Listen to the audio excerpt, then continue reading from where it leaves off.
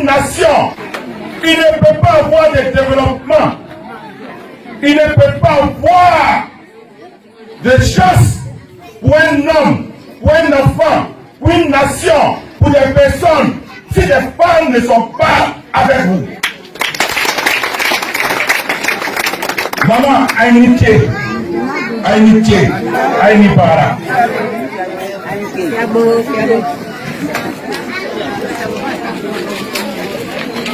Chef,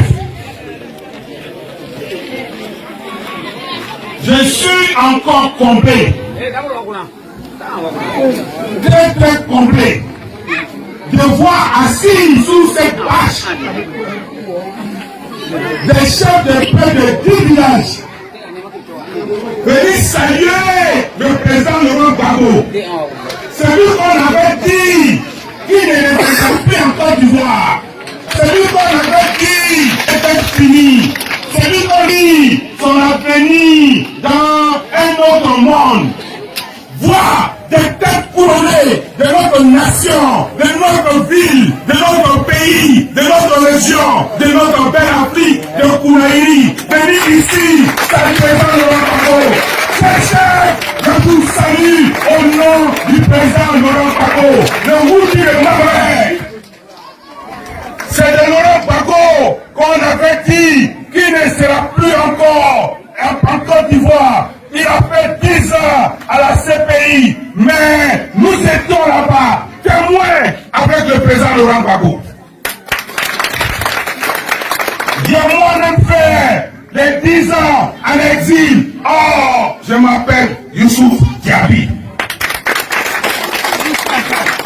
Mais un Youssouf Diaby, derrière Gbagbo, qu'on a considéré comme un cap, qu'on a considéré comme un pousse-poli, qu'on a considéré comme celui qu'il faut rejeter. Aujourd'hui, je suis revenu dans mon pays avec le président Laurent Gbagbo, qui va prendre avec nous la main pour 2025, pour faire gagner ton pays, pour faire gagner la jeunesse, pour faire gagner les enfants.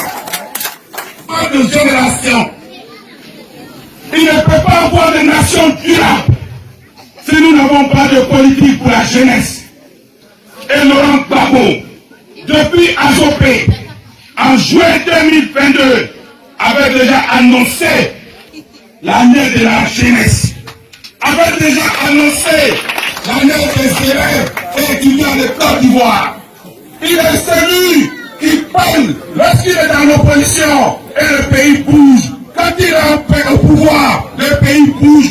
Il faut que vous les jeunes, nous travaillons à l'implantation du parti du président Laurent Gbagbo à Kounaïri, à Diara, à Makono, à Serena, à Touba, à Odele, afin que Laurent Gbagbo, qu'on veut rejeter, soit encore la pierre la plus importante de l'histoire de notre nation, la Côte d'Ivoire. Qui arrive en 2025, nous aurons un député qui viendra, oui, de la base. Nous demandons à nos responsables, Fofana, à nos responsables, Siagwe, à nos responsables, Bonisso, au fédéral, de mener le travail de l'implantation de notre parti ici.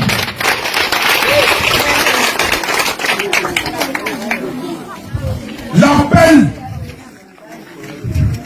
de Kounaïri est l'appel à partir de cet instant qui va marquer un grand pas à notre pays, la Côte d'Ivoire, qu'il y a eu à une partie de la Côte d'Ivoire, au nord-est, au nord-centre, une ville où il y a eu un espace dédié au nom du président Laurent Gbagbo. Là où on dit que Laurent Gbagbo, son candidat a échoué, c'est faux, c'est la tricherie, c'est la fraude qui a fait que nous avons perdu.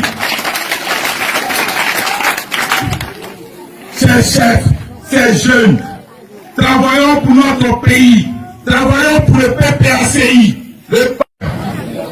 l'union, discipline, le travail, la réconciliation, la vraie réconciliation. Là où on ne met pas des hommes en prison parce qu'ils s'appellent Siagwe. On ne met pas quelqu'un en prison parce qu'il s'appelle Bonisso. On ne met pas quelqu'un en prison parce qu'il s'appelle Koudou. On te met en prison parce que tu as fait un véritable problème. Mais non. Non pas parce que tu avais parlé ici et que par ton patronyme, on te prend, on te met en prison. Non. On ne doit pas nommer quelqu'un à la tête d'une entreprise nationale, publique de la Côte d'Ivoire, par son nom, par son patronyme. Non, nous ne pouvons pas accepter ça. Quand nous prenons les directions de la Côte d'Ivoire, ces directions sont seulement des parents qui prennent malheureusement de mon nom, des familles. Je ne veux pas une Côte d'Ivoire où ce sont les cabis seulement qui gouvernent. Le président Laurent Gbagbo ne cherchera pas à savoir de quel village tu es. Les taux de taux venaient de cette zone. Ils nomment tout le monde, non pas un gouvernement de Djulabougou. Non, il ne fait pas ça. Laurent Gbagbo n'a mis pas de Djoula à côté de lui. Il n'a mis pas de Pété à côté de lui. Il n'a mis pas de Kéré à côté de lui.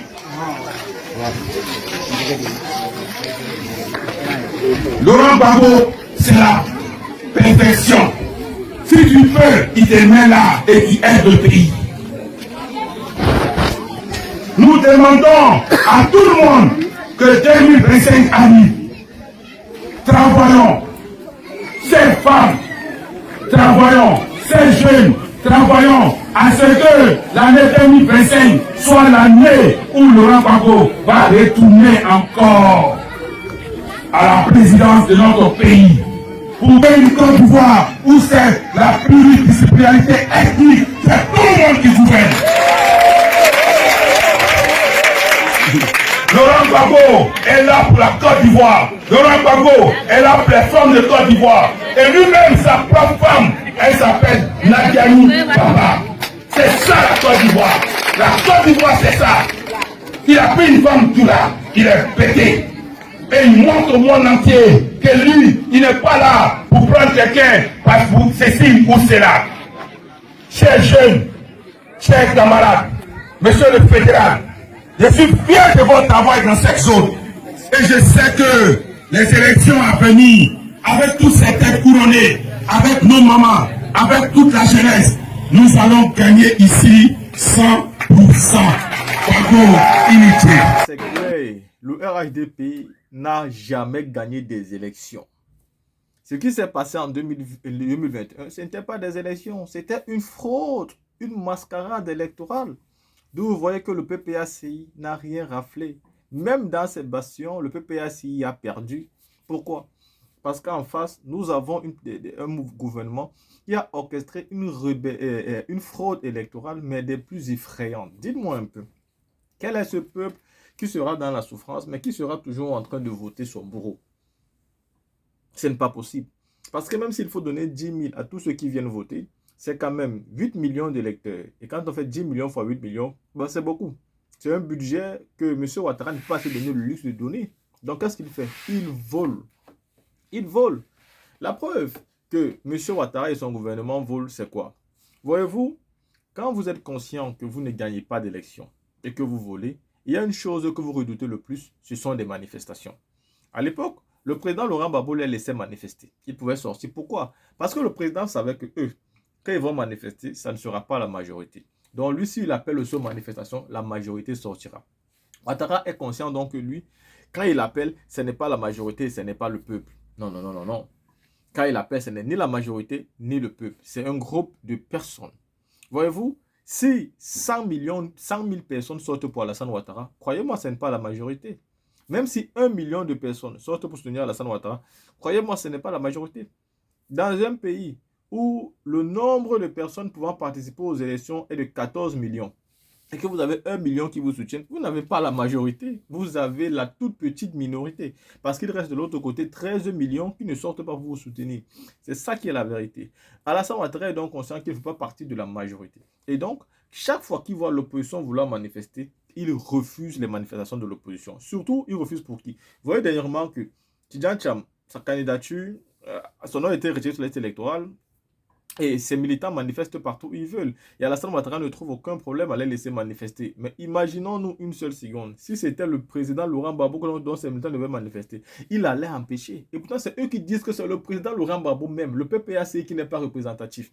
C'est eux qui disent que c'est un petit parti. C'est eux qui disent que ce parti ne peut rien créer. Mais c'est eux qui interdisent toujours ce parti de manifester. Le PDCI manifeste partout. Il demande la réinscription du nom du président Tidjane Cham. Je me pose même la question, pourquoi on les laisse manifester? Il n'y a pas d'arrestation. Il n'y a pas de crime, on ne tue personne. Mais si c'était le PPACI, c'est que c'est la mort. C'est que c'est la mort. Ils vont envoyer les barbouzes, d'ailleurs, ils vont mettre les armes, ils vont mettre les artilleries. Mais le PPAC, le PDCI, donc vous allez comprendre que ce parti qu'on essaie de faire passer comme le parti minoritaire, c'est en réalité le parti majoritaire. C'est pourquoi quand ce parti veut manifester, on trouve toujours des solutions pour empêcher leur manifestation. Mais ce qui viendra à travers ce parti sera quelque chose que vous ne pouvez pas arrêter. Parce que sur le mot d'ordre trop, c'est trop, il ne s'agira pas simplement des militants du PDC, du PPACI, ni du PDC-RDA. Il s'agira aussi des militants du RHDP. Et comme il s'agira de vos militants, vous ne pouvez arrêter personne. Parce que même dans votre propre camp, il y a des gens qui vont crier trop, c'est trop.